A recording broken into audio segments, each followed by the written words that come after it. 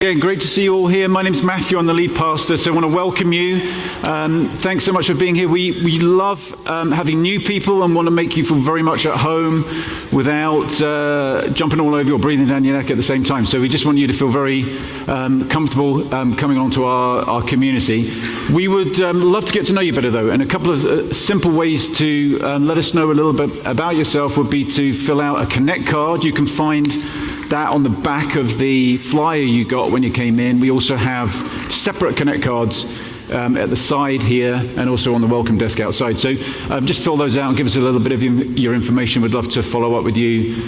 You can also text us your information as well if that's easier. Also, we'd love to meet you, and we do something called Cedar in 7 minutes, which is a quick chat at the back in that corner over there. We'll answer any questions you have, tell you a little bit about our church. We have a small gift for you as well. So please do come along and see us afterwards at the end of the service. Again, we've got this flyer with lots of information in it, so do check that out for upcoming events and contact details, that kind of thing. Also, obviously, check out our website. Just wanted to let you know about a few things that are coming up. Christmas is coming, right? We get that. We put the clocks back today. Did you all enjoy that extra hour in bed? Or you were probably, did you do an extra hour of work to, because it's that spare time? I don't know. It was nice to have that. But with Christmas coming, the Christmas Eve service, we're going to have a choir singing a couple of really cool carols, sort of performing a couple of carols. So if you are interested in performing with the choir on Christmas Eve, we'd love to hear from you. And there are rehearsals today.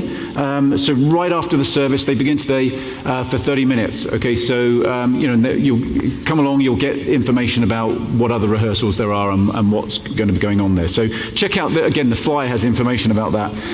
Also, Thanksgiving is coming up, and we're going to be participating in an interfaith Thanksgiving service. It's going to be on Tuesday, the 21st of November, so, a couple of weeks away or so. It's going to be at Sandy Spring Friends School at 7:30, and we're getting involved in that. We're going to be helping out with the music, helping out with some of the coordination, but we'd love as many people to come along to that. So it's the sort of greater Olney area. There's an interfaith group in Olney and sort of the sort of wider Olney area that are hosting this, and we've been invited to be part of it this year. So there'll be synagogues, mosques, churches represented. So 21st, 7:30 at Sandy Spring Friends School. Again, information in the flyer. Everybody is welcome to come along to that. Looking a little further ahead, so after Christmas, in the winter we always host a Creative Cup coffee house. We'll be doing that again this year. It's going to be on January the 20th. That's a Saturday, and that's pretty close to Martin Luther King Day. So the theme for that coffee house is going to be breaking down barriers. So a call is going out for artwork. Anybody who would like to participate in that and provide some art, and there's information outside. This is obviously a little further ahead, but there's information outside in the lobby. There's a sign up. You can get lots of information there and on our website. Check that out afterwards. There'll be an open mic again, so we'll talk more about this as we get closer to the date, but if you're interested in submitting some art, do check today so we can plan ahead. And then on an artistic level, we'll be decorating this room and the commons area for Christmas, and we're going to do that on November the 19th, so that's 2 weeks away. So what we'll do is have some food together, so stay behind after the service, have some food together, then we'll kind of blitz the place, decorate it, get ready, all set up for Christmas, and then obviously the following Sunday we'll have a Thanksgiving service because it'll be the Thanksgiving weekend, and then we'll get into Advent. So November 19th, Sunday after the service, please plan some time to stay behind, hang out, have fun, eat, and decorate the church. Okay, I think that's it on our announcements. So we're in the middle of a series called Hope and the Four Horsemen of the Apocalypse.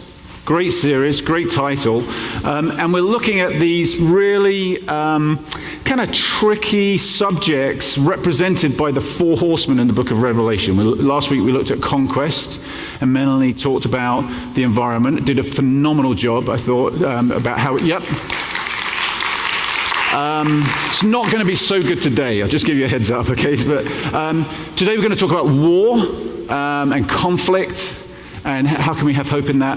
The other subjects are famine. We're going to look at economic poverty next week, and then the final week we'll look at death. Can we have hope in death and in sickness and in all the sort of aspects of death that seem to affect our lives in the here and now, as well as thinking maybe a little bit about the hereafter. What's after this life? What is there such a thing as an afterlife? What does all that mean? So we're going to explore these issues that often seem despairing rather than hopeful, that often seem very dark and depressing. And war is one of those, right? I don't think nobody really could say, well, let's look on the bright side of war. War is, sometimes maybe that you could say throughout history there have been certain positive outcomes from war, but it's very often really hard to justify the means by the end, right, when it comes to war. So we're just going to look at this subject today. Now, I am no expert on war in any sense. I've not fought in any wars. I've not been in the military. I'm not a war historian. But that's never stopped me talking before, right, as you all well know. It's part of my job, right? Just talk about whatever the subject is. So, but what I wanted to do today is actually try to take a somewhat pastoral look at war. That might sound a little bizarre, but a more personal look at war, because I think part of the challenge is we're all in touch, I think, with the horror of war, and we all know war is a major problem in the world, but it's somewhat removed from us, right? Because most of us probably have not experienced war. I think in the USA, the wars that this country has been involved in, especially in recent history, have not been on this soil, right? So people here have not necessarily experienced that for a long time.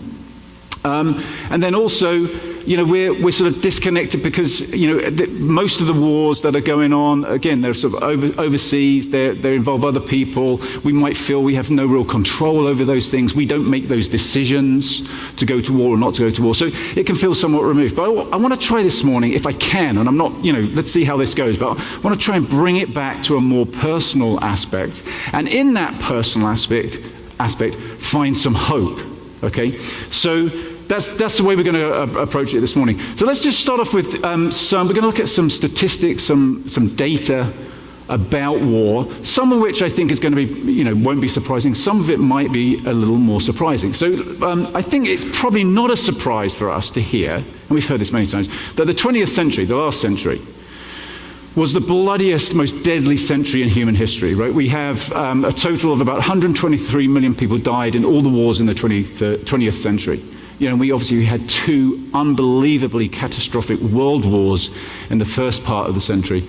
I'm not going to recount all the bullet points there, but death, not just the actual battles themselves, but the fallout from battles and the famine and different things that happened. So there's this terrible legacy in the 20th century, but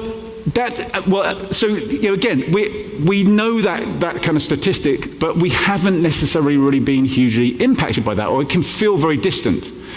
But let's look at, we're just going to sort of scroll through a few slides here. Let's look at the fact that in some way we are all connected to war. So for instance, we spend a lot of money on war, right? As a human race.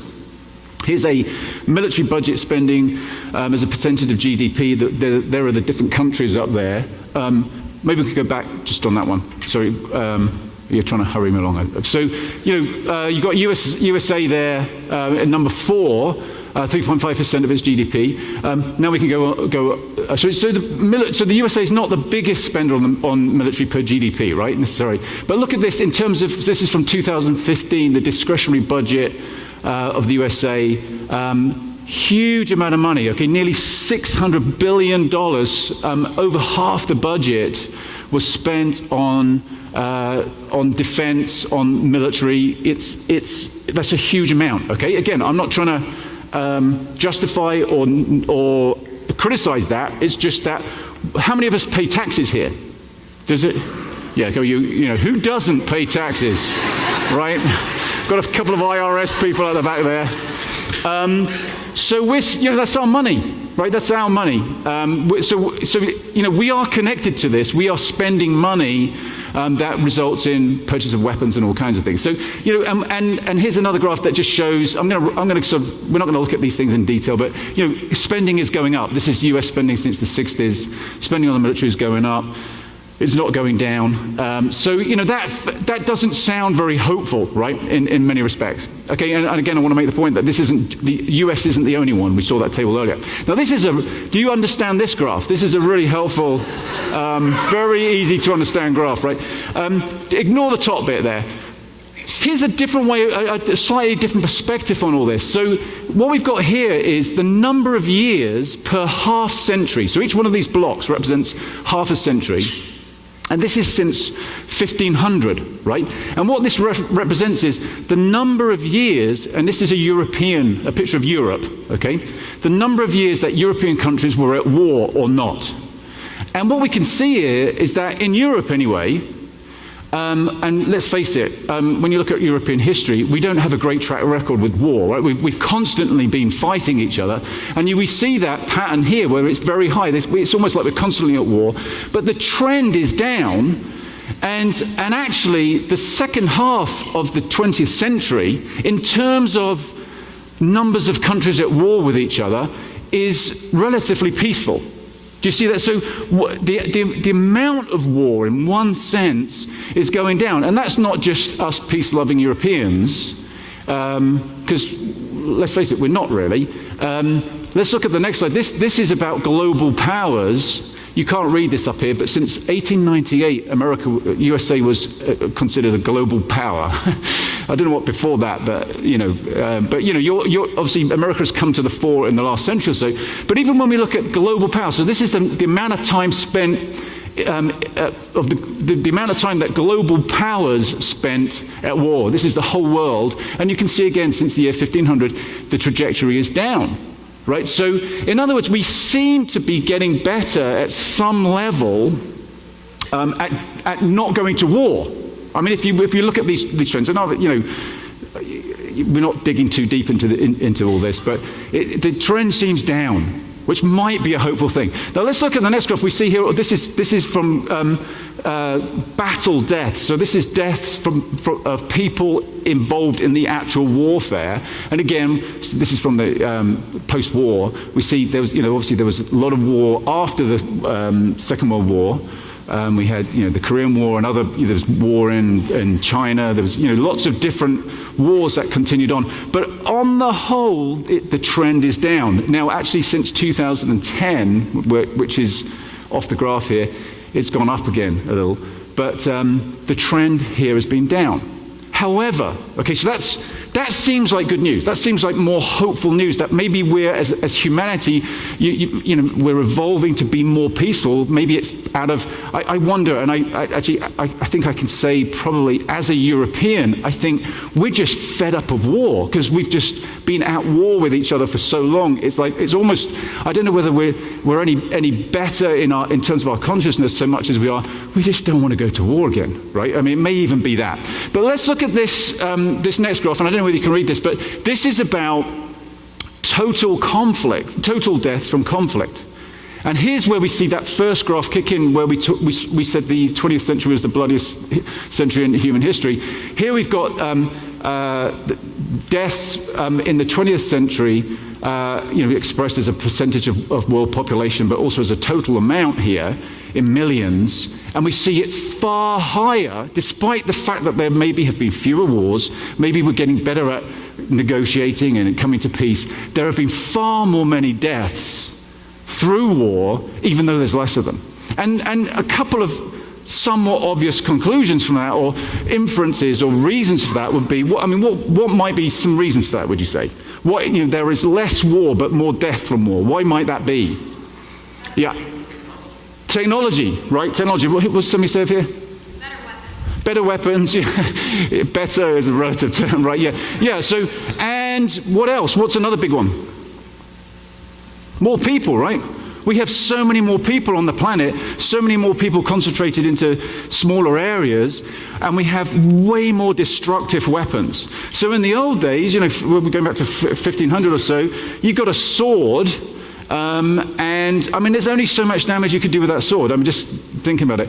But now we can send, and this is the problem with the First World War and the Second World War. Obviously, we began to see the use of bombs and that kind of thing in highly densely populated areas, and you can take out all kinds of people, and it doesn't matter how accurate you try to be and how pinpointed you try to be, the fallout from war for the average person is absolutely incredible. It's devastating. So we have a statistic like this where we have to categorically say the 20th century was the bloodiest century in all of human history. It seems that, and let's say perhaps we have our ability our emotional ability, our health, our spiritual ability, let's say perhaps, to handle technology is not in pace with our technological advances, right? I think we can see that in multiple areas in life. I mean, we can see it perhaps even with the information technological advances. There, in one sense, something like social media was meant to bring us all closer together. Right, it's meant to be a unifying thing. We can connect with people, we can communicate, it would hopefully bring more unity. But very often that technology in our hands gets used in an emotionally destructive way, and it causes division and separation. And you think about the political climate, for instance, right now, when we've thrown social media into the mix, and how stressed that can be, and how much separation it can cause. I'm not saying that social media is evil. I'm just saying maybe our emotional capacity, our health as human beings, is not in pace with the incredible technological advances we've made. And I think you could say the same thing about weapons, right? Now, I think we could say that about guns, right? And I, especially as an English person, stood up here in America talking about guns. I'm on very thin ice, right? Because it's such a controversial subject. But maybe we just don't have the emotional capacity to handle the power of that kind of weapon. And there was the data that came out after the last horrendous shooting in Las Vegas, which was that I think since 1968, so in the last 50 years, total number of gun deaths within the US was 1.5 million. Total number of deaths of Americans or American citizens from all the wars in American history is about 1.4 million. There was some debate about whether that was that data was accurate, but I looked into it, and other people looked into it. It is actually accurate. So more people have died from guns in the last 50 years than all of than any American in all of the wars that America ever fought in. And that's a pretty terrifying piece of information. Wouldn't you agree? Politics aside, it suggests that we have a major problem, and that problem is not just the issue of war in this remote, distant sense. It seems that it's more of a personal problem, right? Because this is within a nation. This is person to person. Now let's look at, for instance, I think we've got to, maybe we can go to the next slide. Looking at some data from the World Bank. Do we have that? So the World Bank, and the article I read about this, the World Bank didn't really quote their sources, but in current warfare, 90% of the casualties are from are civilians, right?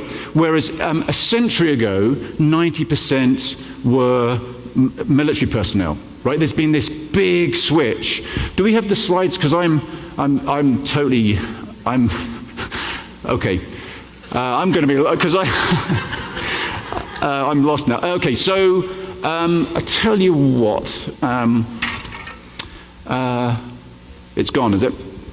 Okay, I'll just keep talking. So the problem then is that war. I want to, as I said, I want to take this more personal look at war. War, in some sense, is becoming more personal because it's affecting civilians. It's affecting people who are not in armies, right? And that's because of these technological advances and higher population. But it's also perhaps due to the condition of the human heart, right? That violence is actually a very personal thing. It's not just a political thing.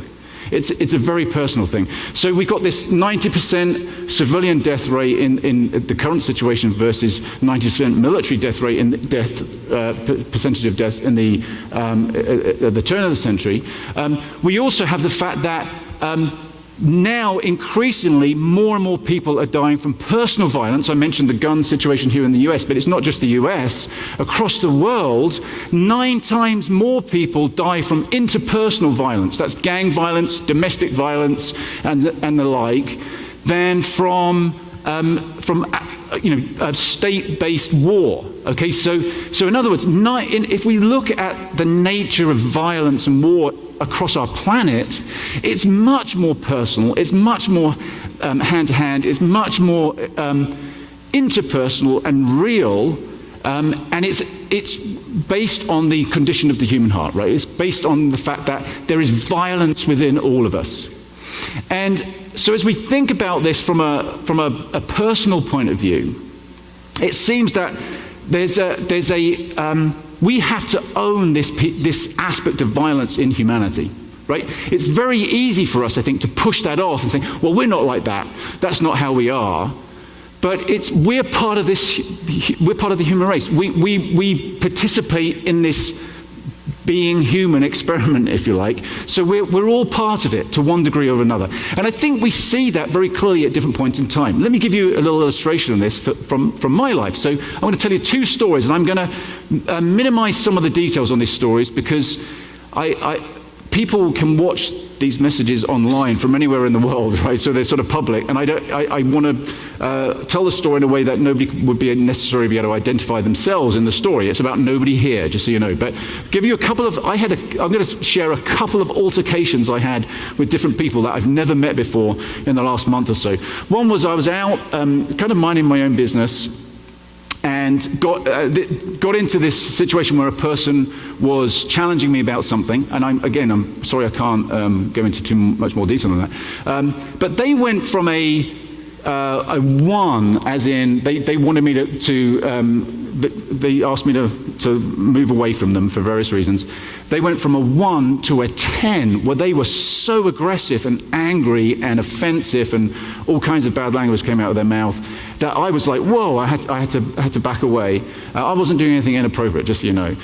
It was just really bizarre, this explosive anger, and I backed away, right? I totally backed away. But for the rest of that day, I was, his confession, I was fantasizing about how I would get my own back on that person for being so obnoxious to me, right? Have you ever been through those kind of scenarios in your mind where somebody really offends you, somebody sort of goes out of the way, they're violent towards you, and in the moment, you know, you're not violent, maybe because that's not your disposition, but actually somehow internally, you know, you're just going through all these violent scenarios. Am I the only one who does that kind of thing? Am I lock me up now, just lock me up.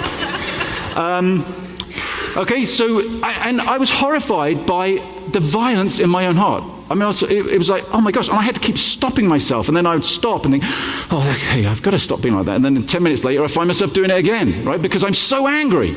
And that anger leads to violence, at least in thought, okay? Another example, so that's not a great reaction, right? Another example, I was outside our house. When you come out of our house, you have to turn onto one of the main roads, you have to turn left, and there's a little hill to the right, and these cars come over that hill like at 90 miles an hour. Bit of an exaggeration, but they're coming over very fast. It's a 40 mile an hour limit. So it's really hard. If you're trying to turn left, you kind of look, it's clear, and then you just have to go really quick, because if somebody's coming over that hill and they're going too fast, there's going to be trouble. So I on this one occasion, I pull out, nothing there, pull out. This guy comes flying over the hill, and you know, I've done this before, so I know that if you're going at 40, there's plenty of time to slow down, right? But if you're going way faster than that, there's not enough time to slow down. So he comes right up behind me, and I had to swerve off the road to stop him running into the back of me. So I pull over. He pulls over in front of me, gets out of his car. You can all see what's coming. Gets out of his car, and he starts dishing it out about how I nearly killed him. And I'm thinking, you know, I'm not the one in the wrong here. So I put my window down, press the button, it goes down. And I said, do you know, and I was pretty calm about it, do you know, the problem is you are going too fast. It's not the fact that I pulled out. You were going too fast, and you need to, you know, I said something like, you need to own that. It was probably A little more flowery language than that, but nothing too bad though. Anyway, the guy gets his face in mine and says, next time I see you, I'm going to shoot you, right? So, okay, so I'm like, oh. But the thing there, and I can't explain this, but I think I was so shocked at the violence of it, that it would go to that I just thought, and I'm not worried about going, I don't think he's going to shoot me, right? I mean, and I've never seen him again since. I actually wanted to cry. Fortunately, I didn't cry. Not because, oh my gosh, she's going to shoot me, but because it was just tragic. It's just tragic. And somehow in that situation, whereas in the other one, I was like, I'll show him what's what and all the rest of it. In this one, I was like, oh my gosh, how does it come to that? How does it come to that? So, I felt some degree of empathy, right? I don't know, it's not because I'm a great person. I don't know where that came from. I think it was just the shock of it or whatever. But it was like, we are in such trouble, right? As humanity, we are in such trouble. And I'm part of the problem. I experienced the problem. And when we translate that into situations, when we start putting weapons into hands of people in different scenarios, there's all kinds of problems, right? So it's our problem. It's a problem of the human heart. It seems that the issues here of violence, of anger, are related. Let me put this out there as a possibility at least. They're related to issues of power and control, right? And that power and control is all to do with fear. It's to do with the opposite of love. It's to do with fear. Jesus said, perfect love. Well, actually, Jesus' followers said, perfect love casts out fear, right? Perfect love casts out fear. So fear is the opposite of love, and fear leads us to want to control things, right? We're afraid of what might happen if we don't exert power. We all experience this in everyday life, right? If we have power, we like to use that power to get what we want, right?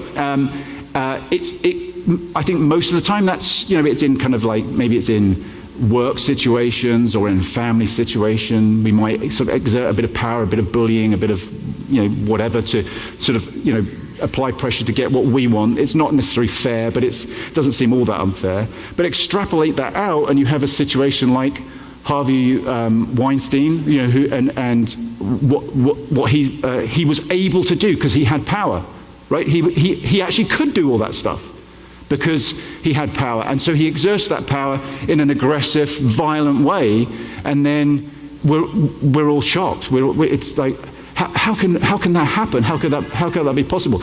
But to some degree, perhaps there's some of that in all of us, right? And I'm in no way wanting to justify anything that has happened, but I think we all have to look at our own use of power and our own desire for power and our own application of power. And once that comes out of fear, once we start using that out of fear, once we start using that to manipulate people, to abuse people, we've got to own that. We've got to address that and own it. The other thing is lack of power, right? There are people committing all sorts of atrocities. You think of some of the acts of terrorism that happen from people who feel they have no power, they're desperate, they're just lashing out indiscriminately, killing people who they don't know, and they themselves have been manipulated by other people who have power.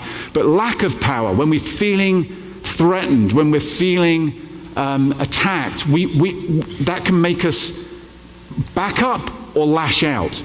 And in both of these situations where we have power and when we don't have power, and it leads to fear, and our life gives into fear rather than to love, we end up with violent situations, right? We end up with all kinds of anger. And we taught in a series of, I think the series before last, over the summer, we talked a lot about this and about the need for empathy, the need for forgiveness, the need for addressing the issues in our own lives and building bridges, and the need for reconciliation, the need for forgiveness to come out of a basis of love rather than fear. We talked about all those things over the course of that series. You remember we talked about recognizing that everybody's struggling, right? We said everybody's nuts, everybody's crazy, everybody has a story. Everybody, and this is perhaps the biggest stretch, everybody's doing their best. If we can, in our personal lives, be peacemakers and peace builders, it's going to have to start at that kind of level, right? Of us addressing the violence and the anger in our own hearts. Let's just, for a moment, do we have any slides at all?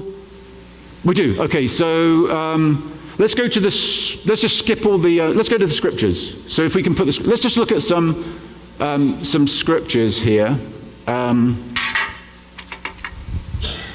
Okay, so first of all, just want to so when we think about violence, when we think about war, the Bible can be a pretty violent book, right? Has anybody ever found that? That there's all kinds of violence actually in the Bible. And I wanted to say that I think there are many voices in the Bible, okay? So this is sort of, I guess, context for even looking at some of the passages.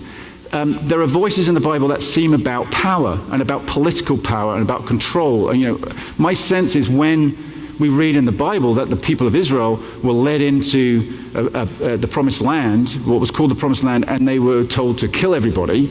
In some of those stories we read that kind of thing. I think that's a political voice. But there's another voice that speaks in a very different kind of way, and that's often the prophetic voice. And in Isaiah, one of the great prophets, we have this much more peaceful ideal spoken about that we're to pursue. Okay, it says, many peoples will come and say, come, let us go up to the mountain of the Lord, to the temple of God of Jacob. He will teach us his ways that we may walk in his paths. The law will go out from Zion, the word of the Lord from Jerusalem. He will judge between the nations and will settle disputes for many peoples. They will beat their swords into plowshares and their spears into pruning hooks. Nation will not take up sword against nation, nor will they train for war anymore. Come, descendants of Jacob, let us walk in the light of the Lord. So there's this ideal of peace, right? Of pursuing peace, of being about peace.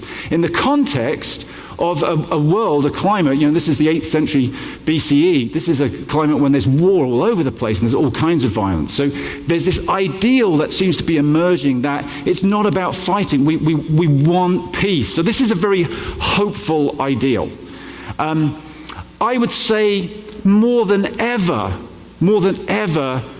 we need to be pursuers of peace, right? Jesus said in Matthew 5, so the beginning of what's become known as the Sermon on the Mount, blessed are the peacemakers. In the Message version, it puts it like this. I think this is a great way of expressing it. You are blessed when you can show people how to cooperate instead of compete or fight. That's when you discover who you really are and your place in God's family. So here comes Jesus in the middle of a brutal occupation by the Roman military machine, and he's talking about peace. He's talking to the people who might be most justified to rise up and fight. He's talking to them about peace. That's a pretty amazing thing. And Jesus comes to us now, I believe, at a time when, as I was saying, perhaps more than ever, we need to find another way. And this is why I have hope, right? Because it's hard when we think about the world, when we think about war, when we think about the human heart, the human condition. It's really hard to have hope. But the reason I have hope is because Jesus comes with this other way, that it's possible to be a peacemaker. It's possible to pursue a way that is non-violent, that we can pursue a way within relationships, within our discourse socially, within our political arena, that is non-violent, that can find another way to the tit-for-tat response of violence for violence. Jesus came into that horrendous situation saying it's possible. It's a really hopeful thing. We may find that hard, we may find that a struggle, but that struggle is our hope, right? That's what I believe Jesus is saying, don't give up on this. Don't give up on this hopeful way. Now, Jesus went on in the same section of Matthew's gospel, and our understanding is he kind of gave this teaching all in one go, most likely. He says some things which some of these scriptures are very familiar to us. We're going to read them from the Message, which is a more modern translation, so it kind of perhaps gives us a fresh perspective. You're familiar with the command to the ancients, do not murder. I'm telling you that anyone who is as much as angry with a brother or a sister is guilty of murder. Carelessly call a brother idiot, and you just might find yourself hauled into court. Thoughtlessly yell stupid at a sister, and you're on the brink of hellfire. The simple moral fact is that words kill. So this is Jesus getting at the human heart, right? Saying, hey, you may not have committed murder, you may not do all these things, but what's in your heart? What kind of anger, what kind of resentment, what kind of prejudice, what kind of hatred is there in the human heart? Jesus goes on to say, here's another old saying that deserves a second look. Eye for an eye, tooth for a tooth. Is that going to get us anywhere?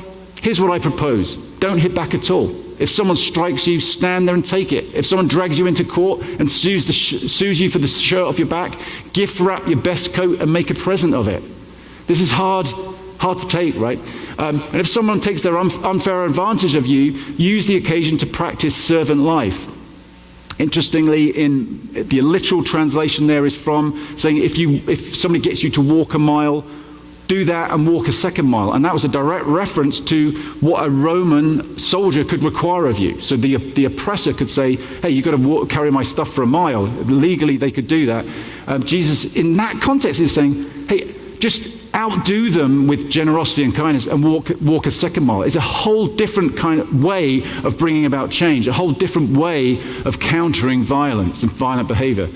Live generously. You're familiar with the old written law, love your friend and its unwritten companion, hate your enemy. I'm challenging that. I'm telling you to love your enemies. Let them bring out the best in you, not the worst.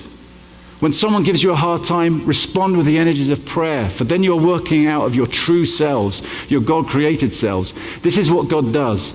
He gives his best, the sun to warm and the rain to nourish, to everyone, regardless. The good, the bad, the nice and the nasty. I love that. The nice and the nasty. Sounds like a movie, doesn't it? The good, the bad, the nice and the nasty. We've heard all this before, right? This is nothing new. I guess it's trying to connect that, saying this is at the heart of our problem with conflict, our problem with war. It's in our relationships. It's in our politics, right? Perhaps why this non-violent way, this way that wants to pursue understanding of the other, that rather than responding tit for tat wants to outlove the other, outserve the other, even when it seems lunacy to do so. Perhaps we need that more than ever right now, partly because we're so polarized, right? We're so polarized. Even talking about the subject of war, talking about guns, it makes me kind of nervous because it's like the potential for offense and the potential for us to withdraw to our political defenses is so strong, and that's so somehow in our country, in our world, we have to find a way to come together and bring about healing, right? I mean, we've got to find a way to do that.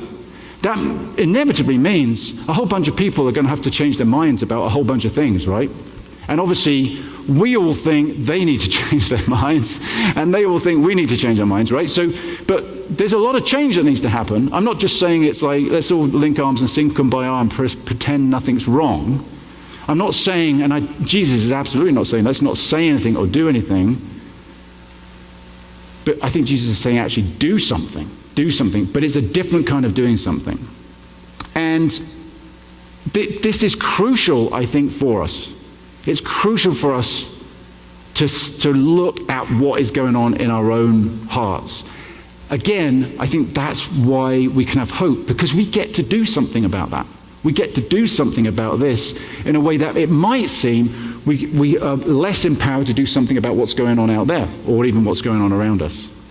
Now, I'm going to shift gears here. Are we back on with slides? So, okay.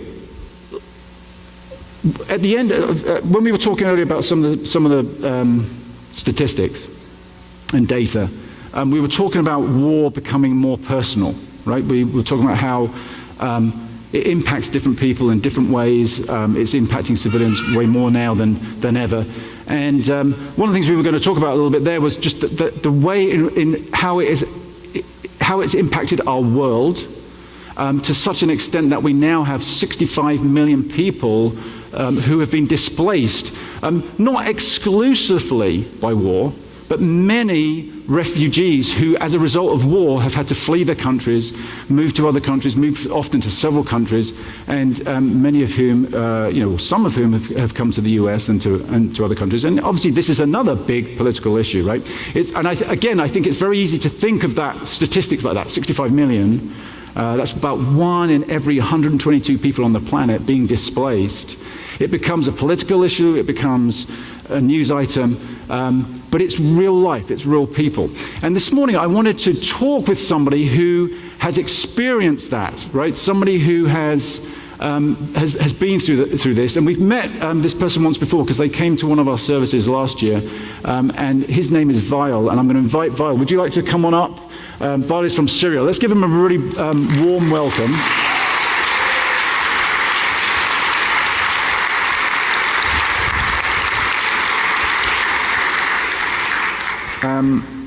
Okay, you can sit down.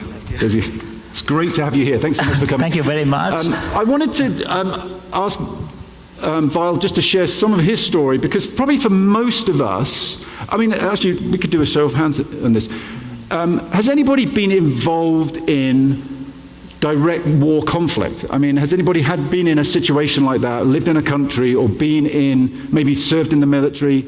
Has anybody had? So there's a few people, right? I had a little bit of that when I worked as a doctor in Central America back in the 80s. They were, brushed with it, I would say, rather than directly involved. And it's an awful, terrifying thing. But again, it's somewhat removed from us.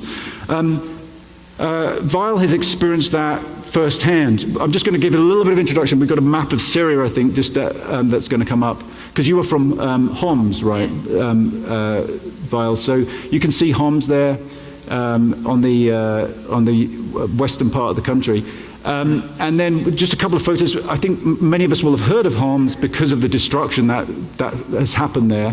That's a result of the war in Syria that began around about 2010, 2011. And it's a comparison shot here. I don't know whether you've seen this. I'm sure you're tired of seeing photos like this yourself. But that's war, right? That's the war situation. But again, it can feel somewhat remote for us. I think we have one more. That's it. Is that it now? Okay. So tell us a little bit, Vile, of your story. You lived in Homs, and you studied there as well, right? So just tell us a little bit about your story and how it came about that you had to leave. Yes, okay. Actually, first time I would like to say thank you very much to invite me today. And I'm very happy here with you. Okay. Thank you. We're happy that you're here as well, so thank you. Thank you. I'm sorry, maybe my English is not good, so if I have a mistake, I'm sorry, okay. My name is Wael. I'm from Syria, from Homs. I'm 27 years old. Actually, I can explain. In 2011, the war started in my country, and I have never expected that would be happen in my country. I remember that when I had the last exam in my college, there's too much things or too much happens there in my country. It was very difficult, and too many things happened there that times. Yeah. So. And you studied. Tell us a little bit about what you studied. Yeah, I finished my study in my country, in college, like here, 2 years, engineering, survey section, school plan like this, But yes. And what you studied civil engineering. In 2000, right? 2009 maybe. Yeah. And I finished in 2011. Yeah. When the war started, that I finished my study there. Yeah.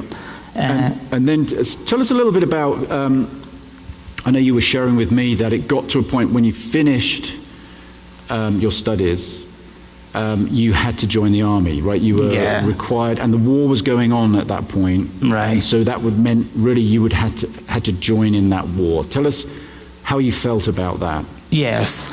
Actually, everybody in my country should go to the army after maybe 18 years. But if you study, you stay. Study after that, you must go and go to army. You know. So when I finished my study, the government gave me like letters, and they told you must go to the army. But I don't like go there because I don't know. If you go there, you should kill people, and I don't like kill people without any reason, you know. But that's a good thing. Yeah. Yes. Another thing, if you don't go to the army, you will die, you know. Mm-hmm. Yeah. So you knew that if you were going to say no, I don't want to do that. And you knew you had to leave, right? Yes. Because you would be in danger as well. Right. Yeah. So tell us about leaving. What happened there? Yes, you know, when I finish my study, I should go to army, but I don't like it. Actually, I have my cousin. My cousin, he is engineer already in Saudi Arabia. I called him and told if he has chance to go there, to Saudi Arabia and work there. And yes, he told me, and I prepare my paper, prepare myself to go to Saudi Arabia. And the war started at the same time. Yes, and I leave my country illegal, not illegal, you know. So, you know, I leave my country. I don't like to go. I don't like and to army and kill people. So yes. when you left it and you went to Jordan, right? Yes. Yeah, that was where, and eventually the UN said there was an opportunity to come to America, right, under the refugee program. Mm-hmm. How long from leaving leaving Syria to coming to the US was it? How long did it take from leaving Syria to coming to the US last year? Yes, in 2011, I leave my country. 2011. Yes, and I stay in Jordan 4 years because, you know, I told you before, Saudi Arabia closed the door in front of to any people from Syria to go there, and I stay in Jordan 4 years. So while I was saying that, you know, there were numerous options to go to other places depending on family, but you know, lots of countries were shutting their doors to Syrian refugees especially, and so went to Jordan and then eventually came to the US last year. Yes, I have been in America 1 year. Yeah. And then tell us a little bit about how has it been in America? Like, what's your experience been coming here before for the last year or so? You know, when you came, September last year, right? You came. Yes. Tell us a little bit about that. Before or during last year? This last year. Yes. When you arrived. Yeah, when I arrived, when I arrived here in America, we stay without work 2 months, and ECDC company organization from refugees help people, actually, any people from like refugees, and you know, but they have a lot of refugees. They told us, you are young, you can depend on yourself, and you can find a work, and you can start here without helping after that, because we have a lot of people who need help, and yes. And things have gone. I know when I met you last year, it was kind of difficult, and you were working. Right. What's the store? I worked last year. I worked in like warehouse in Baltimore, Sephora company, like makeup. Sephora, that's right. Yeah. Yes. Yeah. Actually, I don't know how to go there. When I arrived here in America, I don't know anybody, but I know somebody who has like a van, and he has a job in Sephora. He collects the people around home, and people go there and work, you know. But some changes, so there's been some really cool changes this year because you started teaching Arabic, right? Yes. Which is great. And then you met somebody, from teaching, you met somebody, yes, right, who was able to help you get another job. Right. So tell us a little bit about what you're doing now. Yeah, okay. Last year, a woman from Syria, I think, but she lives here already. She is American. She helps refugees people, and she invited me, like, a woman here, American. She's named Merit. Merit, she is American. She likes to learn Arabic, and I know Arabic already. My language is already. I taught her for maybe 4 times Arabic. She has husband. Her husband is engineering. And then I invite him. He's very kind, and he helped me to find a new job. But before that, I leave my job in Sephora. Before that, I leave Sephora, and I worked in bakery. It's near to my home, because Sephora is very far. It takes 2 hours to arrive there and go back 2 hours. Yeah, so, you're going on the bus, right, to Baltimore from Riverdale Park, so that's a long way. Yes, right, and you should pay for that. Yeah, I leave my first job, and I start to work in bakery. It's near, and it's free transportation for that. And I have a time to go to take a English class, before I can't take any classes English, because all time, all days, like this. I have just 1 day of. I work 10 hours in Sephora, but in a bakery I work just 8 hours, Yeah. And the new job. Yeah, the new job is working with engineering, right? So you're getting more back to what you studied. Yeah, correct?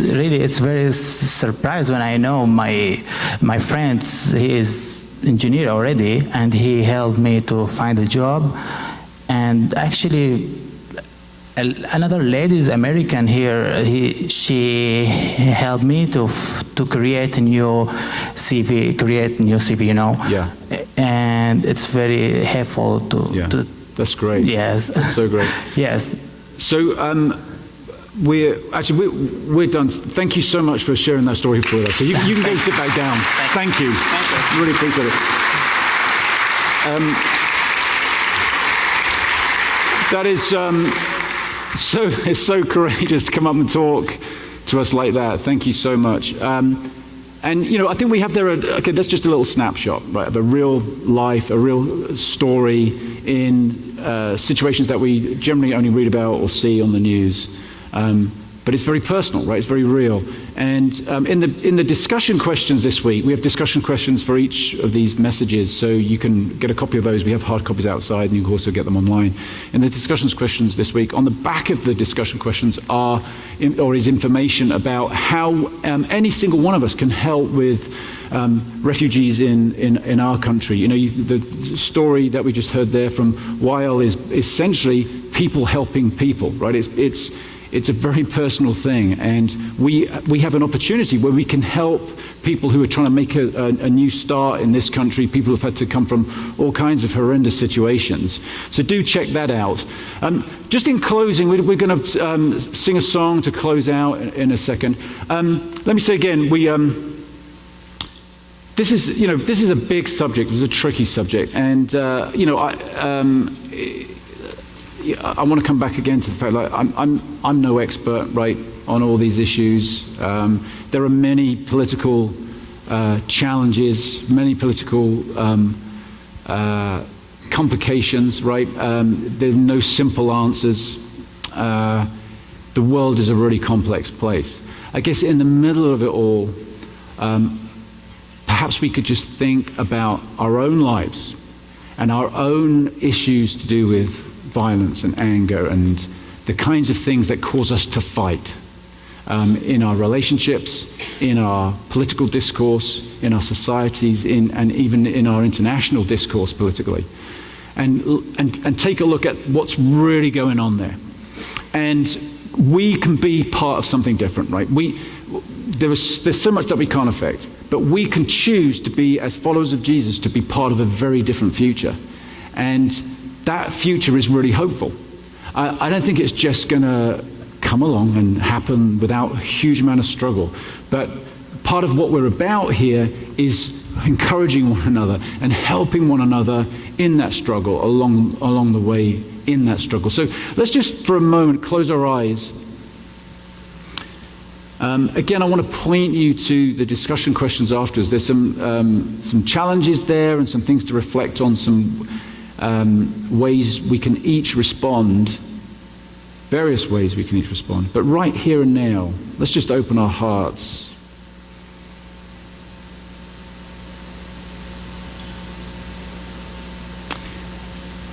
Let's open our hearts to the giver of life, to the one who is in all and in whom all is, to the one who takes all this hatred and strife and disagreement and injustice and hurt and pain and just takes it in and loves us. Lord, we want to be part of something different. We want to be part of another way. So come to us in all of our conflict. Come to us in our pain. Lord, we as human beings, we as part of humanity cry out and say we don't know at times the first thing to do. We're lost. So God, we're reaching out to you.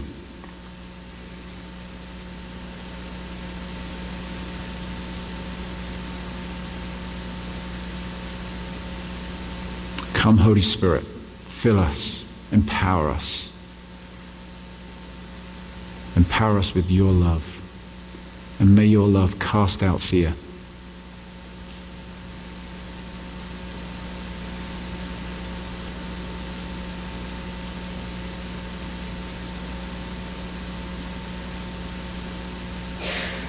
Amen.